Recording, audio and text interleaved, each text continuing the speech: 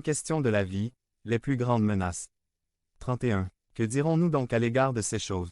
Si Dieu est pour nous, qui sera contre nous? 33. 34. Qui accusera les élus de Dieu? Qui les condamnera? 35. Qui nous séparera de l'amour de Christ? Sera-ce la tribulation, ou l'angoisse, ou la persécution, ou la faim, ou la nudité, ou le péril, ou l'épée? 36. Selon qu'il est écrit. C'est à cause de toi qu'on nous met à mort tout le jour, qu'on nous regarde comme des brebis. Destiné à la boucherie. Notez le danger posé par le qui. La plus grande réponse, les plus grands alliés. Romains 8.28. 39. 28. Nous savons, du reste, que toute chose concourt au bien de ceux qui aiment Dieu, de ceux qui sont appelés selon son dessein. 29. Car ceux qu'il a connus d'avance, il les a aussi prédestinés à être semblables à l'image de son Fils, afin que son Fils soit le premier-né de beaucoup de frères. 30. Et ceux qu'il a prédestinés, il les a aussi appelés. Et ceux qu'il a appelés, il les a aussi justifiés. Et ceux qu'il a justifiés, il les a aussi glorifiés. 31. Que dirons-nous donc à l'égard de ces choses? Si Dieu est pour nous, qui sera contre nous? 32. Lui qui n'a point épargné son propre Fils, mais qui l'a livré pour nous tous.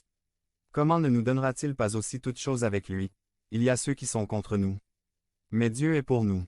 33. Qui accusera les élus de Dieu? C'est Dieu qui justifie. Il y a ceux qui s'activent contre nous. Mais Dieu s'active pour nous. 34. Qui les condamnera? Christ est mort. Bien plus, il est ressuscité, il est à la droite de Dieu. Et il intercède pour nous. Il y a ceux qui condamnent.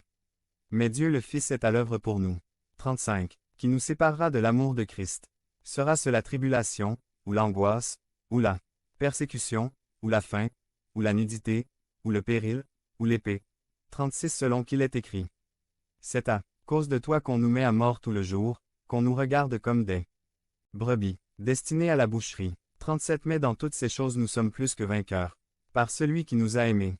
38. Car j'ai l'assurance que ni la mort ni la vie, ni les anges ni les dominations, ni les choses présentes ni les choses à venir, 39. Ni les puissances, ni la hauteur, ni la profondeur, ni aucune autre créature ne pourra nous séparer de l'amour de Dieu manifesté en Jésus-Christ notre Seigneur. Notez la présence de Dieu le Père et Jésus-Christ dans presque toutes ses réponses. Il ne s'agit pas du tout de présenter les choses comme si Dieu le Fils nous protégeait de Dieu le Père. Ils travaillent ensemble. C'est l'amour de Dieu le Père qui est démontré en Jésus-Christ notre Seigneur. Jean 3.16. Remarquez comment Dieu déjoue les plans de l'ennemi. Romains 8.28. 39. 28. Nous savons, du reste, que toute chose concourt au bien de ceux qui aiment Dieu, de ceux qui sont appelés selon son dessein. 29. Car ceux qu'il a connus d'avance, il les a aussi prédestinés à être semblables à l'image de son Fils, afin que son Fils soit le premier-né de beaucoup de frères. 30. Et ceux qu'il a prédestinés, il les a aussi appelés. Et ceux qu'il a appelés, il les a aussi justifiés. Et ceux qu'il a justifiés, il les a aussi glorifiés. 31. Que dirons-nous donc à l'égard de ces choses? Si Dieu est pour nous, qui sera contre nous? 32. Lui qui n'a point épargné son propre Fils, mais qui l'a livré pour nous tous. Comment ne nous donnera-t-il pas aussi toutes choses avec lui? Il y a ceux qui sont contre nous. Mais Dieu est pour nous. Il nous donne son propre Fils et toutes choses avec lui. 33. Qui accusera les élus de Dieu? C'est Dieu qui justifie.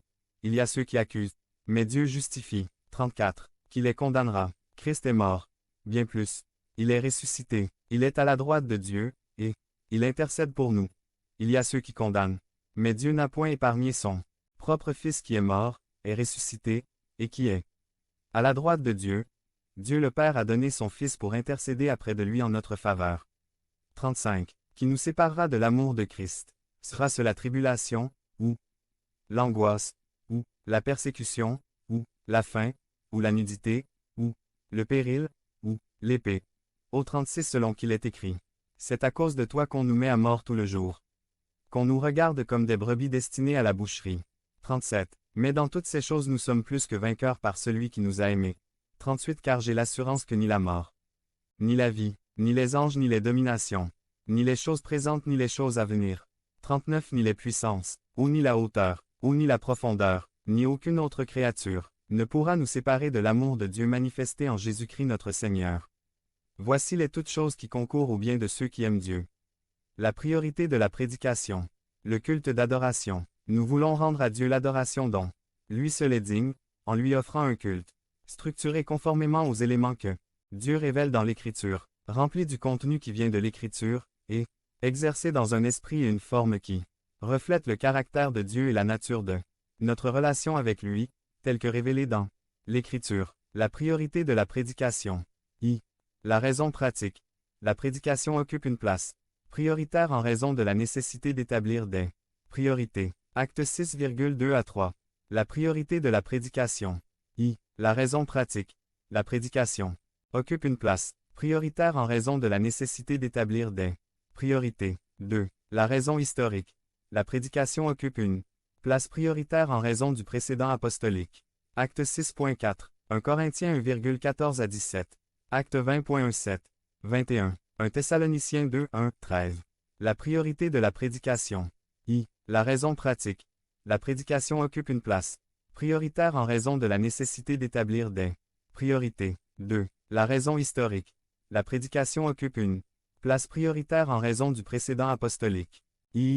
La prédication occupe une place prioritaire en raison du fait qu'elle correspond le mieux à la manière dont Dieu se révèle et agit. Jean 1.1. Romains 10.17. 2 Timothée 3,16 à 4. 2. 1 Corinthiens 1.21. 25. Tite 1.1. 3. Romains 16.25. 27. La priorité de la prédication.